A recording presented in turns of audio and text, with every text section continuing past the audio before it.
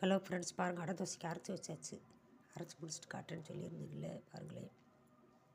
வீசும்படி பச்சரிசி, வீசும்படி புழுங்கல் அரிசி, ஒரு கை உளுந்து பருப்பு, ஒரு கை துவரம் பருப்பு, ஒரு கை கடலைப்பருப்பு, ஒரு கை பாசிப்பருப்பு, ஒரு 10 வரமிளகா, கொஞ்சோண்டு உப்பு, கொஞ்சம் மஞ்சப்பொடி, இதுகளெல்லாம் போட்டு ஊற வச்சிடணும். 2 மணி நேரம் நல்லா ஊற வச்சிடணும். பெருங்காயத்தூள் கொஞ்சம் போடணும்.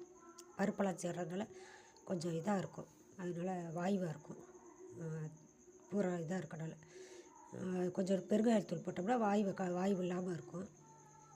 இதுகள் எல்லாத்தையும் போட்டு நல்லா மையாக அரைச்சிடணும்.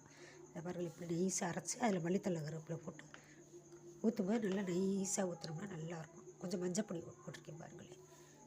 பாருங்கள் ஃப்ரெண்ட்ஸ், இது அடை தோசை மாவு. பாருங்கள், நீங்களும் அரைச்சி ஒரு ஆள் செஞ்சு பாருங்கள்.